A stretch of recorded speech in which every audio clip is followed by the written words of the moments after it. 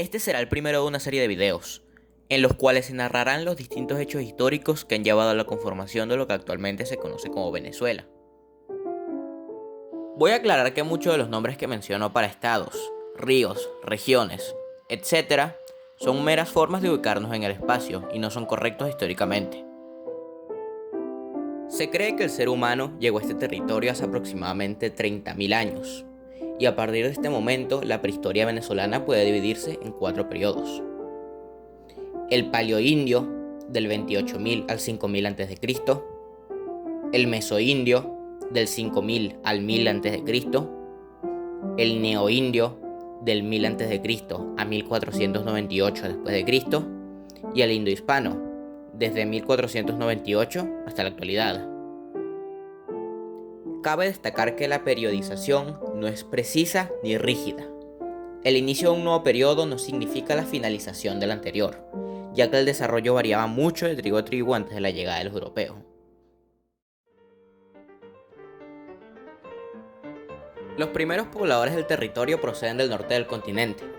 Estos eran cazadores de grandes mamíferos que ingresaron trayendo consigo instrumentos líticos, y además sabían trabajar madera, fibra, hueso, cuero y conchas marinas. Estos ocupan la zona septentrional del territorio.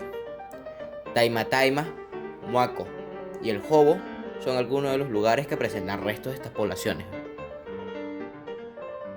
Estos primeros pobladores conviven con criaturas como mastodontes, megaterios, caballos. Y sí, hubo caballos en América antes de la llegada de los europeos, pero estos fueron extintos por los nativos. Y gliptodontes.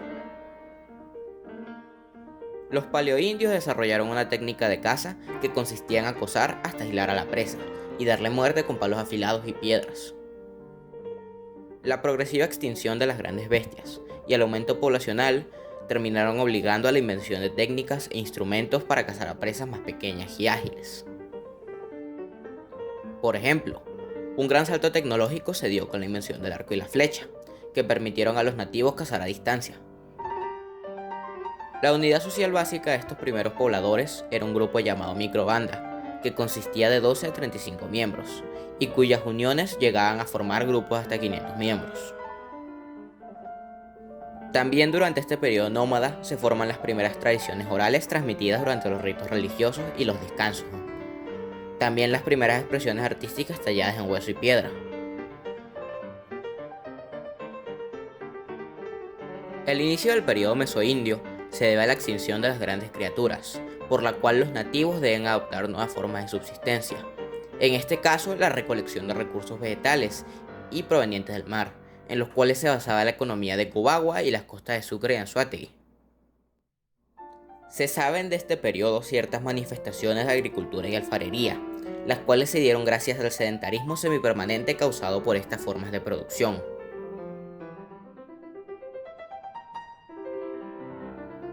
Ya en el neoindio se adopta definitivamente la agricultura y se inicia el desarrollo de culturas individuales, en algunos casos relacionadas entre sí, como los andinos que se caracterizaban por cerámica simple, arquitectura incipiente y el cultivo de tubérculos. En los llanos occidentales hay evidencias de construcciones asociadas a la agricultura, consistentes en terraplenes, campos elevados, camellones o calzadas que servían como muros de contención de aguas en zonas anegadizas. También hay indicios de canales de riego en varios ríos, y de los indígenas caquetíos se conocen sus represas, de las cuales sacaban acequias para el riego de la actual Sierra de San Luis en el estado Falcón. Ya para este momento, la actividad comercial se basaba en el intercambio de productos. Se han reportado objetos naturales y artesanales en varios lugares, cuya presencia se puede explicar al trueque, los viajes y movilizaciones humanas que en algunos casos pudieron causar pequeños conflictos bélicos. Existe, por ejemplo, testimonio de que los timotocuicas canjeaban productos agrícolas, sal durao y tejidos de algodón por el pescado de los caribes asentados en Maracaibo, y hubo intercambios de sal desde las costas de Falcón al interior del territorio. Se ha comprobado que hubo estrechas e intensas relaciones entre las distintas naciones de la Venezuela indígena, y la existencia de una red de comercio en la que los llanos de Barinas, Portuguesa, Cojedes y Apure estarían vinculados con los Andes, la costa y la cuenca del Orinoco. Se tienen noticias de la utilización de caracoles de agua dulce como moneda y de la existencia de algunos puntos de intercambio comercial, como el mercado de pescado del Orinoco y las playas de tortugas del río Guaviare. Ya para este punto, la organización social variaba mucho de tribu a tribu.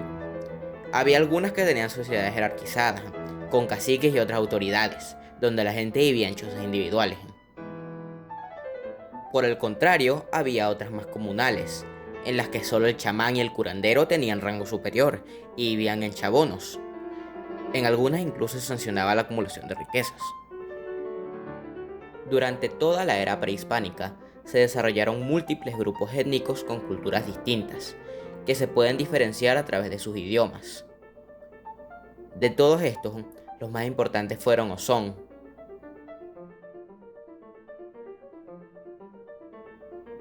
los arahuacos, entre los cuales se encuentran los guayú, vulgarmente conocidos como guajiros, los añú, los guanicua, los bániba y los piapoco. Es una de las etnias más extendidas del continente americano, abarcando desde la Florida hasta Paraguay. Habitaban el centro y el occidente del territorio venezolano, y colonizaban y comerciaban con las Islas Antillas. Tienen una sociedad jerárquica, basada en clanes, y su economía se basa en la agricultura, la pesca y la artesanía. Son de religión animista y su prenda típica es el taparrabo. Curiosamente, muchas palabras del castellano fueron adaptadas del arahuaco, como lo son batata, caimán, colibrí, iguana y maíz.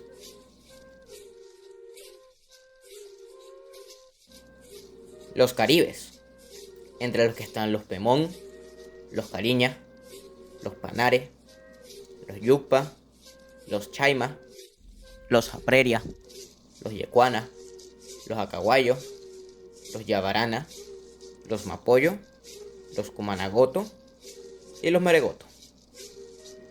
Estos habitaban la costa venezolana y estaban esparcidos por todo el continente americano. Son conocidos por ser los indios Caracas, tribus bastante hostiles, los cuales se enfrentaban a las tribus vecinas y se resistieron a la conquista por parte del Imperio Español. Se cree que eran antropófagos, y de su nombre viene la palabra caníbal. Estaban gobernados por un cacique. Su economía se basaba en la caza, la pesca, la recolección de cosechas y la ganadería. Eran de religión animista y los hombres usaban taparrabo mientras las mujeres solían ir desnudas. El hombre también podía ser polígamo y practicaban la endogamia.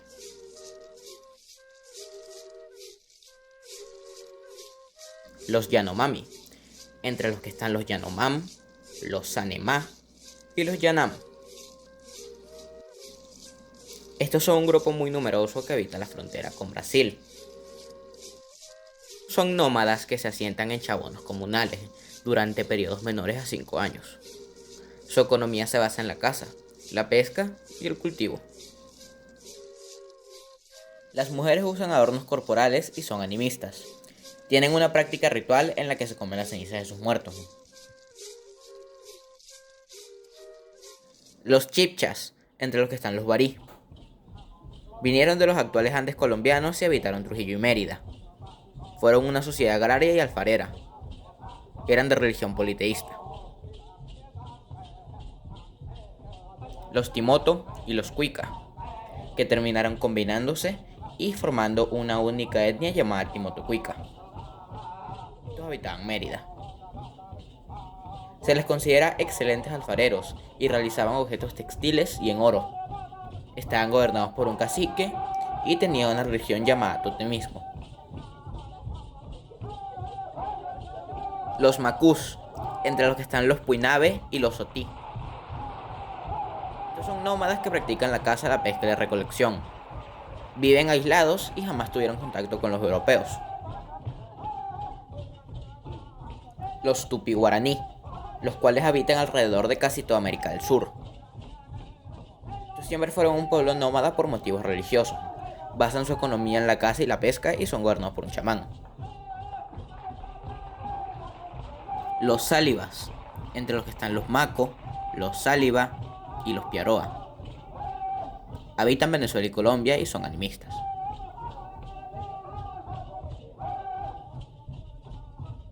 Los Sicuani, entre los que están los Cuiva.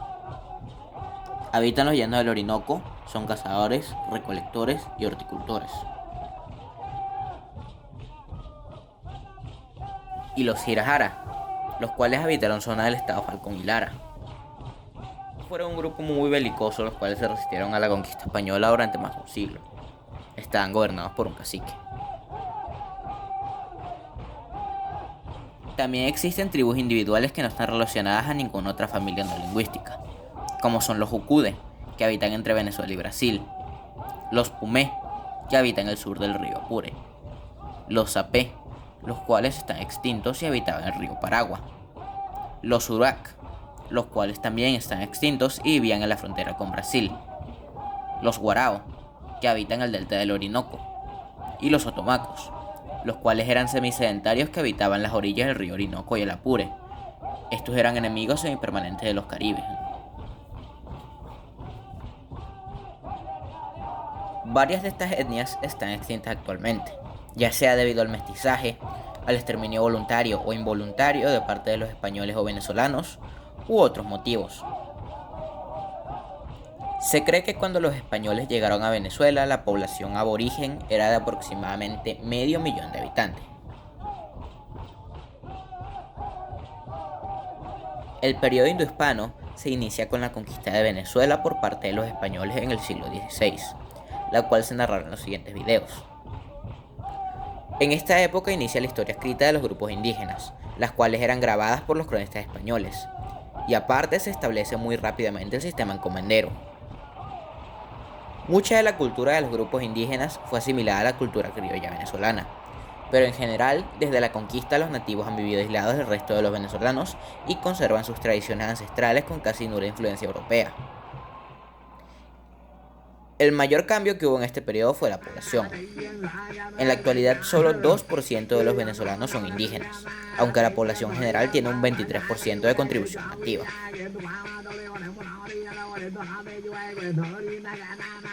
También es bueno mencionar que la esclavitud de los indígenas fue parcialmente prohibida por la reina Isabel I de Castilla en el año 1492.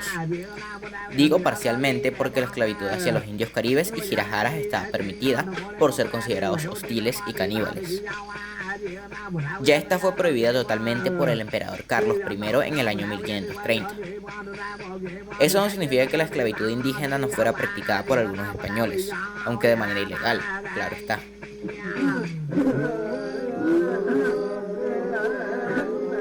Y así este video ha llegado a su fin. En los siguientes videos hablaré del periodo hispánico en Venezuela. Muchas gracias por ver.